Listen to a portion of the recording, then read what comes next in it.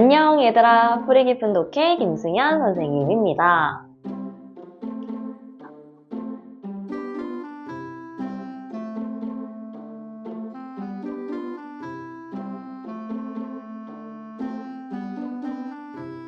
자, 얘들아, 오늘 본격적으로 영상을 시작하기에 앞서서 우리 지난 시간에 배운 내용부터 먼저 복습을 좀 해보도록 합시다. 우리 지난 시간에는 드디어 고구려와 백제, 신라 3국이 통일되는 그런 모습을 좀 살펴봤어요. 의외로 삼국을 통일한 건 우리 제일 늦게 발전을 일으켰던 바로 신라였죠. 신라 같은 경우에는 아주 강한 백제와 또 고구려가 점점 자신을 이렇게 압박을 하게 되자 어떻게 하면 살아남을 수 있을까? 고민이 굉장히 많았었잖아. 그래서 그런 과정에서 김유신과 또 김춘추라고 하는 아주 훌륭한 인물이 등장을 해가지고 우리 신라를 이 위기에서 구하기 위해서 노력을 엄청 열심히 했어요. 자, 그들이 바로 선택한 것은 무엇이었냐? 당나라였죠. 이 김순추와 김유신은요, 우리 이런 강한 백제나 고구려를 견제해줄, 그리고 우리 신라와 힘을 합쳐줄 아주 강한 세력을 원했고요. 이제 처음에는 이제 고구려를 찾아갔다가 고구려가 거절을 하니까 결국에는 당나라와 손을 잡게 됩니다. 그래서 드디어 나당 동맹이라고 하는 게 이루어졌고요. 이 나당 동맹 같은 경우에는 서로의 이익을 위해서 고구려와 백제를 함께 치기로 결심을 하게 되죠. 아마 신라 같은 경우에는 아까도 이야기했지만 이제 백제나 고구려 같은 이 위협적인 세력을 조금 견제도 하고 또 반대로 신라가 삼국을 통일하기 위한 그런 목적이 있었을 테고요.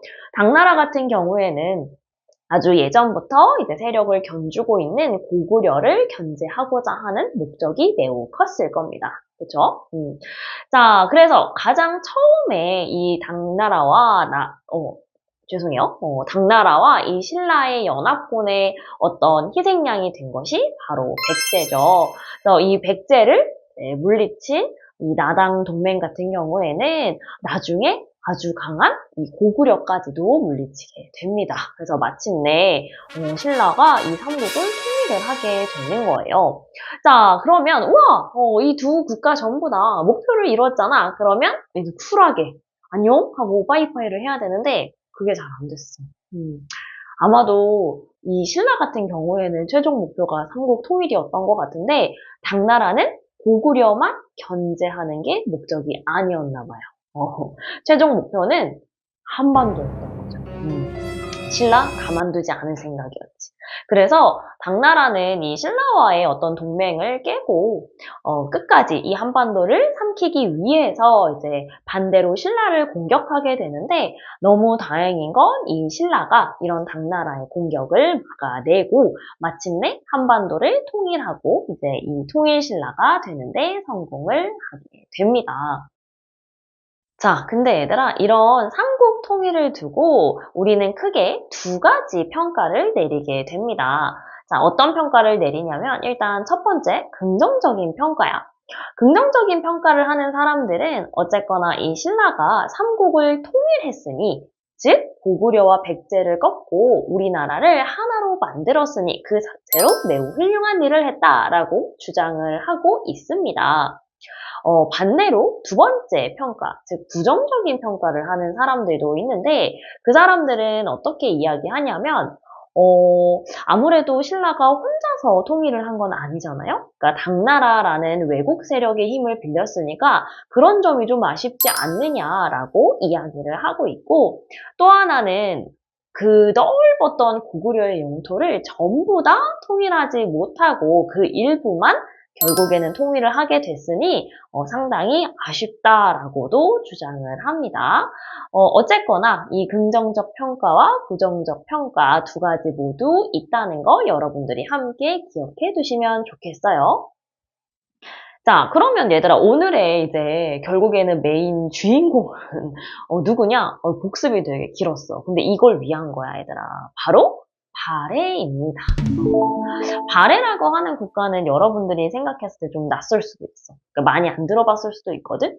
그도 그럴 게, 발해라는 국가는요, 다른 국가에 비해서 기록이 많이 남아있는 편은 아니에요. 그러다 보니까, 뭐, 동화책이든, 아니면 뭐, 드라마든, 뭐, 영화든, 사실, 뭐 이제 되게 우리가 친숙하게 볼 수 있는 컨텐츠로 만들기에 쉬운 국가가 아닌 거지.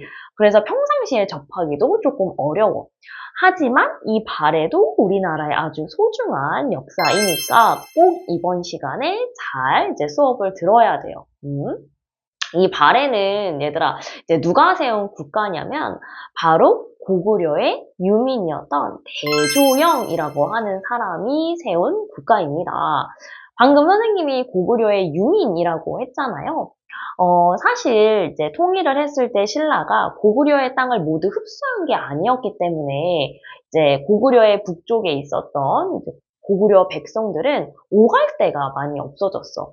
그리고 이들 대부분은 나라를 잃고 이제 당나라에 끌려가게 되거든요. 그래서 우리가 그런 사람들을 고구려 유민, 즉 나라를 잃은 사람들이라는 의미에서 유민을 써서 고구려 유민이라고 하는데 그 중에 한 명이었어.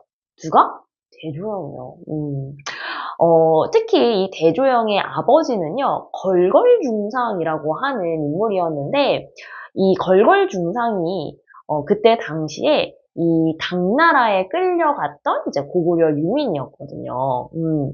근데 이제 사실 당시에 그 당나라가 고구려 유민들을 막 한데 모아놓지는 않았거든? 한 대 모아놓으면 다 같이 모여서 막, 당나라 타도 운동을 벌인다든지, 아니면 옛 고구려를 다시 만들고자 하는 그런 막 저항 운동을 한다든지 그럴 수 있잖아. 그러니까 그게 위험하니까 이제 다 이렇게 떨어뜨려 놔서 이렇게 살게 했어. 근데 그 중에서도 걸걸중상은 이제 요하 지방에서 사는 그런 고구려 유민이었는데 계속해서 어떻게 보면 마음속에 다시 고구려의 옛 영광을 되찾고 또 이런 당나라의 지배에서 벗어나야겠다라고 생각을 했던 것 같아요.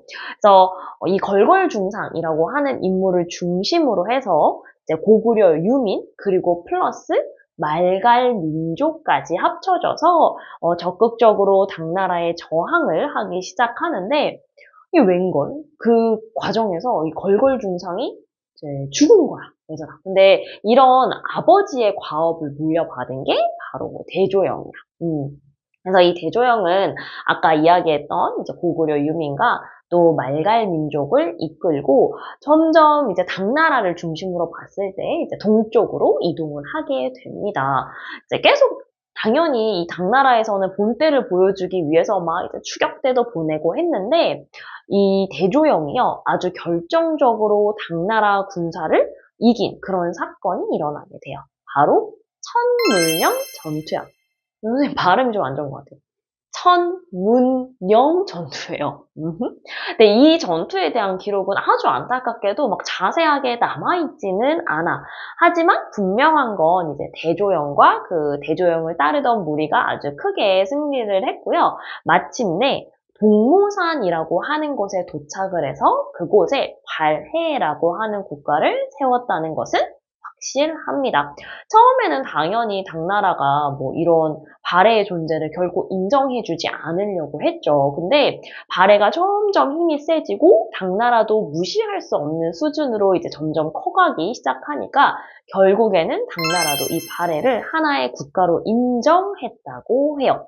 이렇게 해서 얘들아 이 남쪽에는 결국에는 통일신라가 있다면 북쪽에는 발해라고 있는 나라가 있는 남북국 시대가 시작이 됩니다. 그래서 우리가 보통 삼국한 다음에 통일신라 시대라고 이제 생각을 하게 되는데 통일신라 시대라기보다는 남북국 시대, 남쪽에도 또 북쪽에도 국가가 있다라는 거를 꼭 같이 기억을 해두면서 오늘의 책을 읽어보셨으면 좋겠습니다. 그래서 오늘 책은요, 얘들아, 이제 아주 재미있는 이야기로 구성이 되어 있고요. 주인공은 짐작했다시피 대조영입니다.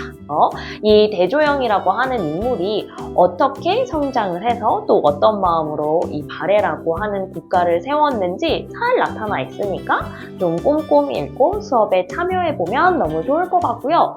특히 이 발의 위치가 아무래도 굉장히 위쪽에 있다 보니까 되게 많은 국가들이 자기네 역사라고 좀 우기고 있는 경향이 있어. 중국이라든지 러시아라든지.